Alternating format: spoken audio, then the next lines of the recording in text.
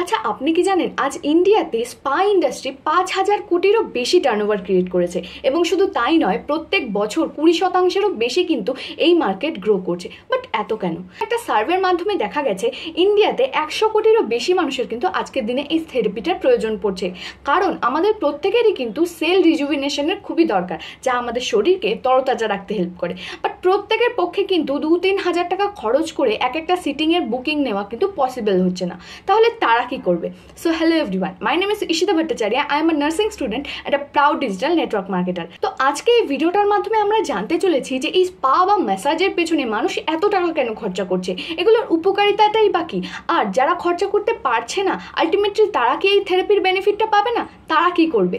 But তার আগে বলে রাখি, আর যদি আপনি প্রথমেই চ্যানেলে এসে থাকেন তাহলে তাড়াতাড়ি টার্গেট বেকারকে সাবস্ক্রাইব করে পাশে থাকা বেল আইকনকে প্রেস করে নিন, যাতে যখনই আমরা এমন দারুণ ইনফরমেটিভ ভিডিও নিয়ে আসবো সবার আগে সেই নোটিফিকেশনটা যাতে আপনার কাছে পৌঁছে যায়। এবং একটাই রিকোয়েস্ট করা, ভিডিওগুলোকে স্কিপ না করে প্রথম থেকে শেষ পর্যন্ত ভিডিওগুলো মন দিয়ে দেখুন, তাহলে আমাদের প্রচেষ্টাটা আর ইনফরমেশনটা সম্পূর্ণভাবে আপনার কাছে পৌঁছাবে।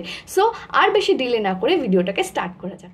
আয়ুর্বেদে বলা হয় যেমন আমরা ব্রাশ করি, স্নান করি, ঠিক তেমনই আমাদের বডিতে মাসাজ বা মালিশেরও খুব দরকার আছে। আমরা প্রত্যেকেই জানি এবং দেখেছি ছোট বাচ্চাদেরকে কিন্তু তেল মালিশ করা হয়। কেন? যাতে বাচ্চার বডিতে সেলগুলো রিজুভিনেট হয় এবং ব্লাড সার্কুলেশন প্রপারভাবে হওয়ার কারণে গ্রোথটাও ভালোভাবে হয়। আর বড় হওয়ার সাথে সাথে বডি গ্রোথ তো হয়, বাট সেলের রিজুভিনেটিং পাওয়ারটা বিভিন্ন কারণে কিন্তু বন্ধ হয়ে যেতে থাকে, যার কারণে শরীরে ব্লাড সার্কুলেশনটা প্রপারলি হয় না এবং নানান রকম প্রবলেম দেখা দেয়। তা আসুন দেখে নিই এই বহু পরিচিত টেকনিকটা আমাদের কীভাবে হেল্প করতে পারে। প্রথমেই আসে ইনক্রিজ ব্লাড সার্কুলেশন, মানে আমাদের বডিতে রক্তের সঞ্চারটা ভালোভাবে করায়। টোনিং অফ দ্য মাসেল, মানে মাসেলের যে টোনটা সেটাকে বজায় রাখে। ক্ল্যাম্পিং অফ দ্য নার্ভ, মানে নার্ভগুলোকে শান্ত করে। লুব্রিকেশন অফ দ্য জয়েন্ট, মানে আমাদের জয়েন্টে যে জেলি থাকে, অনেক সময় শোনা যায় না জয়েন্টের জেলিটা শুকিয়ে গেছে বলে পায়ে ব্যথা হয়, সেই জায়গায় আমাদের জয়েন্টে যে জেলিটা সেই লুব্রিকেশনটাকে প্রপারলি মেনটেন রাখে। দেন ইনক্রিজ মেন্টাল অ্যালার্টনেস, মানে আমাদের মাইন্ডটাকে অ্যালার্ট রাখে। নেক্সট হলো improve elimination of impurities from your body, মানে আমাদের বডিকে ডিটক্সিফাই করতেও কিন্তু এটা হেল্প করে, কারণ যখন আমরা মালিশ করি তখন কিন্তু ঘামও হয়, যার কারণে শরীরে থাকা টক্সিনগুলো সেই ঘাম দিয়ে বেরিয়ে আসে। নেক্সট হলো provide softer, smoother and glowing skin. মালিশ করার কারণে ব্লাড সার্কুলেশন প্রপার হয়, আর ব্লাড সার্কুলেশন যদি প্রপার হয় তাহলে স্কিনের গ্লো কিন্তু বেড়ে যায়। Then increase the level of stamina throughout the day, মানে মালিশ করার পর কিন্তু শরীরে একটা আলাদা রকমের স্বতঃস্ফূর্ততা থাকে। Then better and deeper sleep at night. দেখবেন বাচ্চাদের কিন্তু মালিশ করার পরে তাদের ঘুমটাও ভালো হয়, শুধু বাচ্চাদেরই নয়, এটা সবার ক্ষেত্রেই সমান। সো এত রকম বেনিফিট কিন্তু আমরা ম্যাসাজিংয়ের থেকে পেয়ে থাকি। তাই দেখে থাকবেন বড় বড় হোটেল, মল, এয়ারপোর্টে নামি দামি সব মাসাজ পার্লার, স্পা সব রয়েছে, এবং মানুষ কিন্তু স্বাচ্ছন্দ্যে সেখানে গিয়ে মানি স্পেন্ড করছে। ইভেন এই টেকনিকটাকে আরও ইমপ্রুভ করে কাস্টমারদের কাছে তুলে ধরার জন্য কিন্তু স্পেশাল ট্রেনিং ইনস্টিটিউটও থাকে, যেখানে এই মাসাজ থেরাপির পদ্ধতিটাকে শেখানো হয়। সো বোঝাই যাচ্ছে এটা একটি কত বড় গ্রোয়িং ইন্ডাস্ট্রি। বাট দেখুন, এই থেরাপিটা প্রত্যেকটা মানুষের প্রয়োজন থাকলেও সবার পক্ষে কিন্তু কখনোই সম্ভব হয় না সেই সমস্ত বড় বড় পার্লারে গিয়ে হাজার হাজার টাকা খরচা করে তার বেনিফিটটা নেওয়া। তাই বিশেষত একটু মাঝারি বয়স থেকেই দেখবেন বড়রা বাচ্চাদের দিয়ে একটু হাত পা টিপিয়ে নিয়ে সন্তুষ্ট থাকে, বা বয়সকালে ওই নিজের হাতে ঘরে বসেই কোনো রকমের মালিশ করে নেয়।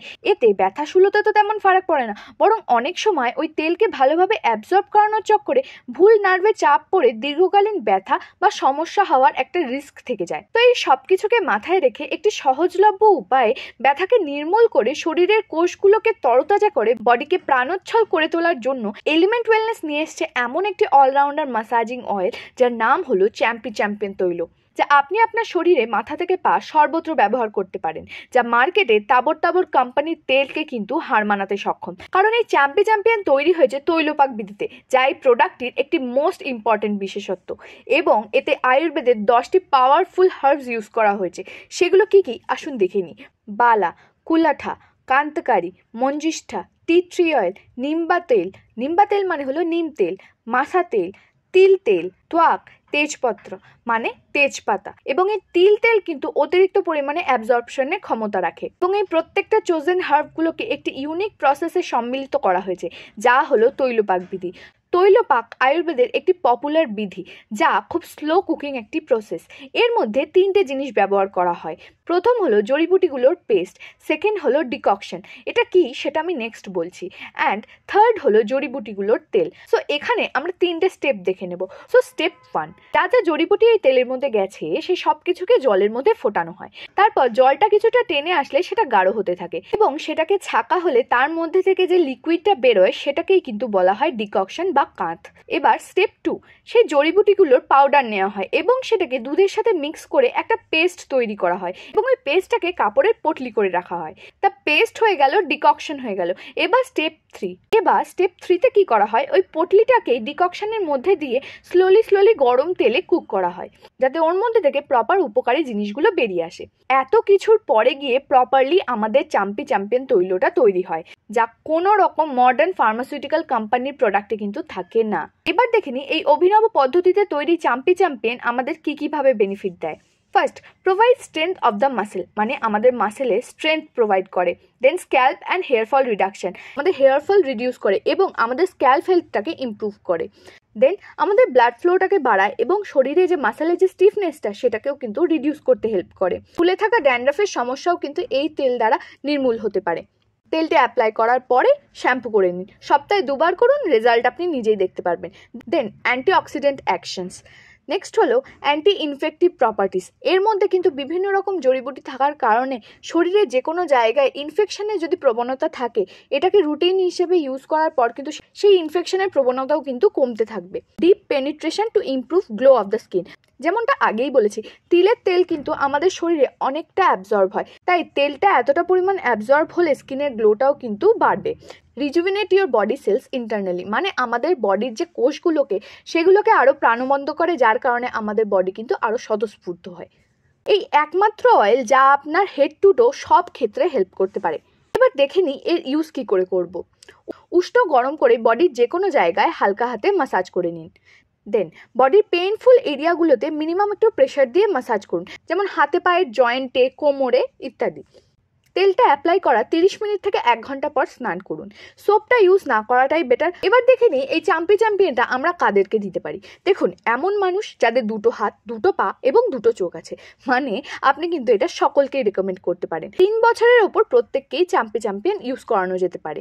এটি একটি সম্পূর্ণ ন্যাচারাল উপায় এবং ন্যাচারাল ইনগ্রিডিয়েন্টস দিয়ে তৈরি। এতে কোনো রকম কোনো আর্টিফিশিয়াল ফ্রেগরেন্স নেই, তাই এর কোনো কিন্তু সাইড এফেক্টও নেই। তো নির্দ্বিধায় আমরা কিন্তু এটা রেকমেন্ড করতে পারি। কিন্তু কিছু ইম্পর্টেন্ট নোটও আমাদের মাথায় রাখতে হবে, কোন কোন জিনিসগুলো আমরা করব না। প্রথমেই যেটা, তেলটা ইউজ করার পর আমরা কখনোই এসিতে বসবো না। এক্সেস সোপ ইউজ করব না, তাহলে কিন্তু ওর যে পেনিট্রেশন ক্ষমতাটা সেটা চলে যাবে। ততক্ষণ অবধি ওই তেলের প্রলেপটা আমাদের গায়ের সাথে থাকবে, ততক্ষণ অবধি কিন্তু সেটা আমাদের মাসেল বা স্কিনকে প্রোটেক্ট করতে সাহায্য করবে। নেক্সট হলো অনলি ফর এক্সটার্নাল ইউজ। অনেকেই দেখবেন সর্ষের তেল নাকে কানে দেন, কিন্তু এই তেল কিন্তু কখনোই নাকে কানের মধ্যে দেবেন না। দেন চোখের থেকে দূরে রাখবেন। যদি কোনো মেজর প্রবলেম, মানে স্কিন সোরাইসিস, অনেকের দেখবেন ঘা ঠা হয়ে যায় স্কিনের মধ্যে, সেই সমস্ত ক্ষেত্রে অ্যালোপেশিয়া, অনেকের দেখবেন চুল কিন্তু থোকা ভাবে উঠে আসে, সেই ক্ষেত্রে, বা মাসেল ডিস্ট্রফি, যেটা একটা জেনেটিক্যাল প্রবলেম, এই সমস্ত ক্ষেত্রে কিন্তু এই বলে রেকমেন্ড কখনোই করবেন না যে এটা মাখলে ঠিক হয়ে যাবে। ক্ষতি হয়তো কিছু হবে না, বাট কখনো ক্লেম করে এটাকে কিন্তু রেকমেন্ড করবেন না। সো আপনি যখন ভিডিওটার এই পর্যায়ে চলেই এসেছেন, তার মানে আপনি ভিডিওটাকে স্কিপ না করে মন দিয়ে ভিডিওটা শুরু থেকে শেষ অবধি দেখেছেন। তা আমি এটা দাবি করে বলতেই পারি যে সমস্ত ইনফরমেশনটা সুন্দরভাবে আপনার কাছে পৌঁছে গেছে। ভিডিওটা যদি ভালো লেগে থাকে আর হেল্পফুল হয়ে থাকে, তাহলে অবশ্যই লাইক করবেন এবং কমেন্টস করে জানাবেন যে কোন জায়গাটা আপনাদের সব থেকে বেশি ভালো লাগলো। আর ভিডিওটা নিজে দেখেছেন, এবার নিজের টিমের সাথে ভিডিওটাকে শেয়ার করে নিন, যাতে আপনারই মতো আপনার টিম মেম্বারও সঠিকভাবে নলেজটা পায়। সো আজ এই পর্যন্তই, দেখা হচ্ছে নেক্সট কোনো পাওয়ারফুল ভিডিওতে। Thank you.